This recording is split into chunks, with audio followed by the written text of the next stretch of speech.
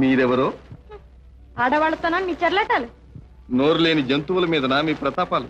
వేట క్షత్రియులకు వినోదం. జీవరక్షణ ఆశ్రమవాసులకు ముఖ్య ధర్మం. మా వినోదానికి భంగం కలిగించడానికి మీకేం అధికారం? ఆశ్రమ ప్రదేశంలో వేటాడటానికి మీకేం అధికారం? మితిమీరి మాట్లాడితే మా అధికారం ఎలాంటితో చూపించవలసి వస్తుంది తెలుసా? మా మీదేనా? అవును. ఓహో, ఈ చూపులతోనా? కాదు, వాడి బాణాలతో. ఓహో, మన్మధుని బాణాలతోనా? మాటలు తిన్నగా రాని మల్లిగా. అప్పుడు చూపులు ఇప్పుడు చూపులునా? దేవా, మీరు ఆశ్రమవాసులా? అవును. మరి మీరు? మాళవ రాజకుమారి రూపావతి దేవి. ఆళవ రాజకుమారి. ఏ అలా? అబ్బే ఏం లేదు. రాజకుమారి రాజకుమారి రాజకుమారి వాళ్ళందరూ ఇలాగే వస్తున్నారు. ఈ మధుర సమావేశం, ఈ మంజుల వదనం నేను ఎన్నడూ మర్చిపో. అమ్మా, ఇక ఆగడం మంచిది కాదు, పదండి. పాపం మన సిటు కాళ్ళు అటు. ఏం చేస్తాం?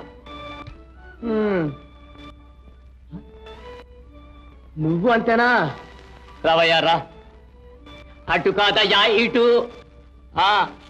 ఇదిగో చూడు, అమ్మాయి గారి కన్ను పడిందో లేదో గాని అప్పుడే ఆశ్రమాన్ని, గురువు గారిని, మమ్మల్ని అందరినీ మర్చిపోవాలా?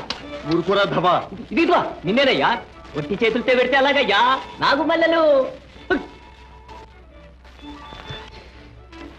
రామచంద్ర, రూపురేఖల్లో అందరూ సమానంగానే ఉన్నారు మహారాజా. మనకు కావలసింది రూపురేఖలు మాత్రమే కాదు, వంశం, సాంప్రదాయం, పరువు, మర్యాద ఇవన్నీ ఉన్నవానికి రాజకుమారిని చేపట్టే అర్హత, మాళవ రాజ్య సింహాసనాన్ని అధిష్ఠించే యోగ్యత. చిత్తం. వీటన్నిటితో పాటు అమ్మాయి గారి అంగీకారం కూడా అనవసరం. అమ్మాయి మేము గీచిన గీటు ఎన్నడూ దాటదు. చిత్తం. అయినా ఇది కేవలం అమ్మాయి గారి జీవితానికి సంబంధించిన విషయం కనుక దానికి ఈ చిత్రపటాలన్నీ అమ్మాయిని ఇప్పుడే చూడమంటాను. మరో చిన్న మనవి. ఏమిటి? అమ్మాయి గారు చిత్రపటాలను చూడడమే కాక రాజకుమారుల శక్తి సామర్థ్యాలను కూడా కళ్ళారా చూచి వరించడం మీరు. అవును, అది నిజమే. రేపు జరగబోయే క్రీడా ప్రదర్శనోత్సవాల్లో పాల్గొనమని ఈ రాజకుమారులందరినీ ఆహ్వానించండి. చిత్తం.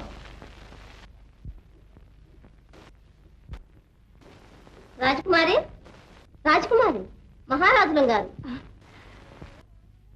రూపా, నాన్న, ఏమిటి నాన్న? నువ్వు చెప్పుకో చూద్దాం. ఏవో అపూర్వమైన చిత్రపటాలు అంతేనా నాన్న? చక్కగా చెప్పావు తల్లి. వివిధ దేశాలను పాలించే రాజకుమారుల చిత్రపటాలు, నీలాంటి రాజకన్యలు. అబ్బా ఓ నాన్న.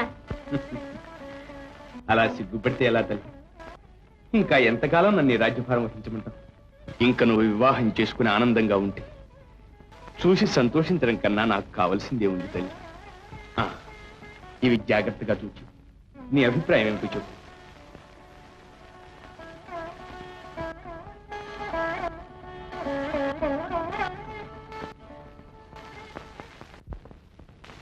ఈ మధుర సమావేశం, ఈ మంజుల వదనం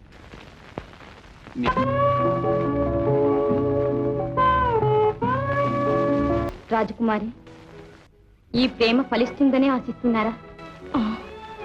అదేమిటి మల్లిక అలా అంటున్నవి? అంతఃపురంలో మీరు, ఆశ్రమ ప్రదేశంలో వారు. అంటే మహారాజకుమారి మీరు, ఆశ్రమవాసి వారు. మల్లిక, పవిత్రమైన ప్రేమకు ఇలాంటి తారతమ్యాలు ఎన్నడూ ఉండవు. రాజకుమారి, మీరెన్ని చెప్పినా మహారాజు గారికి తెలియకముందే మీరు ఈ విషయం మరచిపోవడం మంచిది.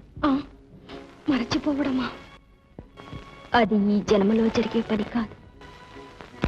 ప్రథమ సమావేశంలోనే వారికి నా హృదయాన్ని అర్పించాను. వారే నా పతి, దైవం, సర్వస్వం. రాజకుమారి, నా మాట వినండి. మీ మేలు కోరే చెప్తున్నాను, చాలించు. మల్లిక, నిజంగా నా మేలు కోరితే వారి దర్శన భాగ్యం కలిగేలాగా చెయ్యి. అంతేనంటారా? ముమ్మాటికి. అదంత తేలిగ్గా జరిగే పనేనా? పోనీ ఇంకోసారి వేటకి వెళితే పుష్పాన్ని వెతుక్కుంటూ తుమ్మెద రావాలి గాని తుమ్మెద కోసం పుష్పం వెళ్తుందే అది నాకు విడిచిపెట్టండి. నిజంగానా మల్లిక?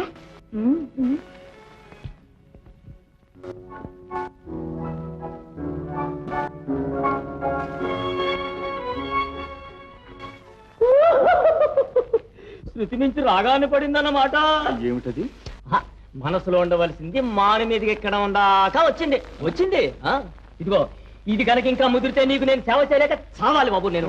అందుకని ఏం చేస్తానంటే గురువు గారి దగ్గరికి పోయి నీ విషయం అంతా ముందుగా చెప్పి నీకు శృంగార విషయములు బోధించమని. మాధవ నీకు పుణ్యం ఉంటుంది, గురువు గారితో మాత్రం ఈ మాట చెప్పాలి. వీల్లేదు. నేను గురువు గారితో కనుక ఈ విషయం చెప్పకపోతే నా పేరు మన్నే కాదు. పారు. అవునరా పౌర్ణమి. దాని మెడలో ఏదో ఉన్నట్టుంది. మంగళసూత్రం ఏంటుంది? ఏ మహానుభావుడు ప్రేమించి పెళ్ళాడుంటాడో. ఆహా కాలమహిమ. ప్రేమ కలాపాల్లో పక్షులకు కూడా పందగులుతోంది. పిచ్చి చేష్టలు మనరా. తెమ్మన్నా పట్టుగా.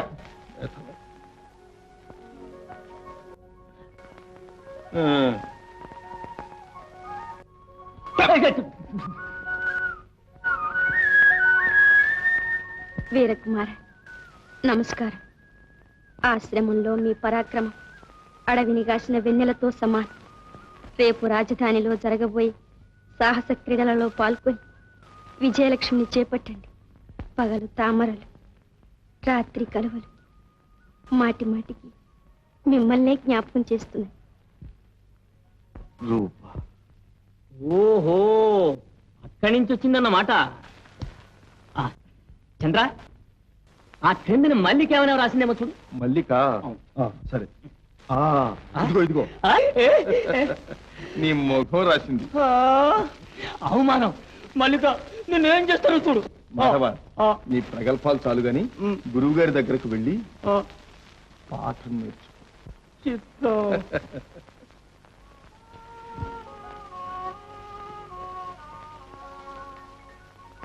సాహస క్రీడలలో పాల్గొని విజయలక్ష్మితో పాటు మీ ప్రణయలక్ష్మిని కూడా చేపడతాను. చాలా సమాధానం.